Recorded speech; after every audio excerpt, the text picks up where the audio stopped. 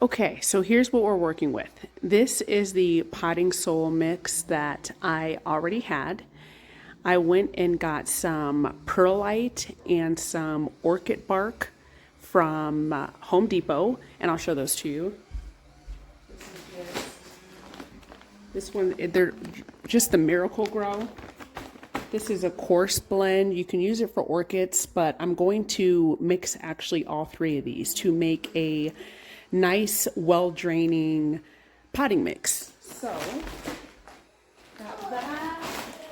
And then I also got this bag of perlite. So I'm going to go ahead and mix this up really well.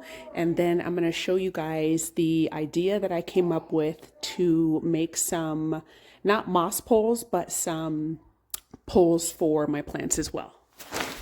All right, so let's get started. This was actually my first time purchasing perlite. I don't know why, but for the longest time, I thought these were rocks, and they are not.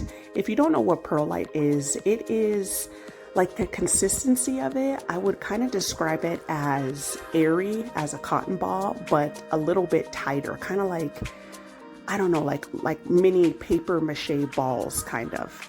And what it does is it really helps your soil become less compacted. You know, when you go to the nursery or wherever really, and you buy a new plant and the soil is so compacted, it feels like very, very tight. It helps it drain and be less compacted. So I mixed about half of the perlite and then half of the orchid bark. And the orchid bark is just a very chunky mix. I mean, obviously it has bark in it. So yeah, so with both of those together, it is just gonna really help your soil be very well draining. So I gave that a really good mix, and the soil that was compacted, you'll see I break that apart with my hand very well, just to make sure everything was nice and smooth.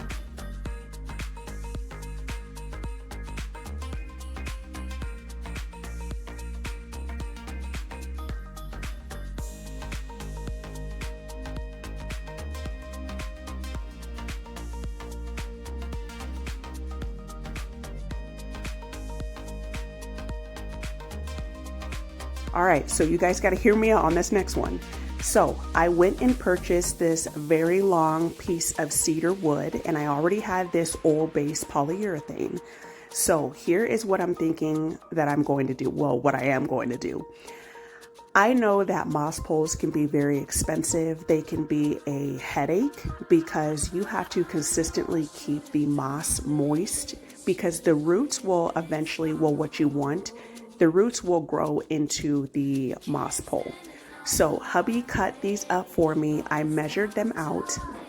And what I'm going to do is the portion that's going to be in the soil, I'm going to be dipping that in the polyurethane so that it gets a nice stain on it. Because one of the reasons why people do not use wooden stakes is because they do rot, because obviously they're sitting in the soil. So what I figured is, let me try to get some cedar wood, and I am going to polyurethane the part that's going to be sitting in the soil, and hopefully that will prevent it from rotting. I'm not saying that this is going to work. I mean, I'm hoping that it will, you know, hoping for the best, because this will be a great solution and it is very cost effective. But so yeah, so that's basically what I came up with and what I'm gonna try to experiment with. I did end up cutting just 3 poles because I was gonna do 3 plants today, but I only ended up doing 1 just because I just wanna see, I mean, if it doesn't work, then I'm only, you know, killing off 1 plant versus 3. So yeah, so that is the idea that I am doing here. And I just use a paper plate to obviously have the polyurethane drip, and then got something really heavy for the top so that they don't fall over. So here is how the wood planks turned out. So just like, I thought it was going to be thicker. This wood was dry, I guess, apparently, but I think it's going to be okay. So that's how it looks. And I'm going to do the 2 philodendrons that I've had the longest first because they are getting the tallest. So let's go ahead and get that done. I just want to show you guys, this is the first pink princess that I got.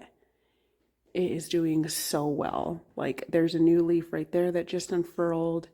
It's got some new growth, focus coming in. Ah, it is just so pretty.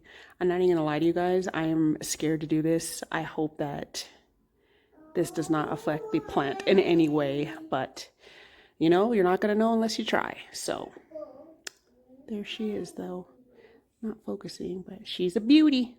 All right.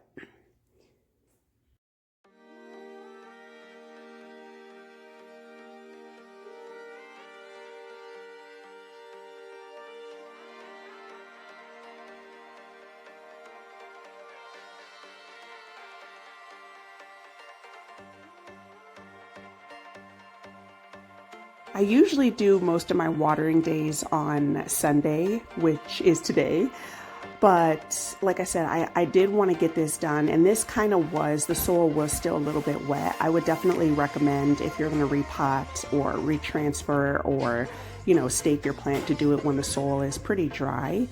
But when I was looking through this, I was like, should I separate these 2 plants? And I decided not to. I had to get the soil off of it to kind of get them gathered together so that they would stay together on the wood stake. But I did end up, there was another pup plant growing in, so I did take that out, which I will show you. So I had hubby help me just because I wanted to get it straight on the stake, and yeah, so he was helping me with that. And we used a piece of string. This garden string you can find at Home Depot. And I used a piece of string to kind of just gather it together so it would stay together. And then he wrapped another piece of string up against the pole. And I really tried to get it to the bottom of where the stems were as much as possible. And then we took that first string off, and then I proceeded to fill it up with the soil.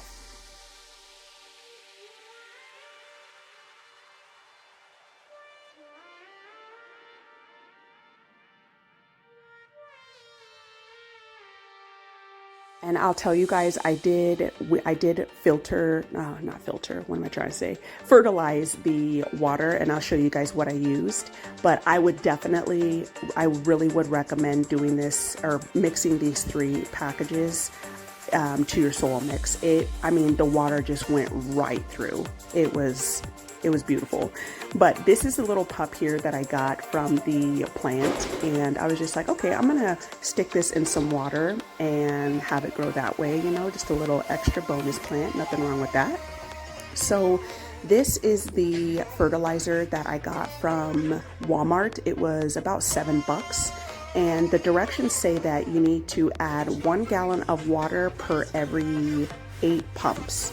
So I got a gallon of water, I put it in my watering can, and I pumped in 8 pumps. And then I didn't film me watering it, but I did give it a good drink off camera, and you will see the end result here shortly.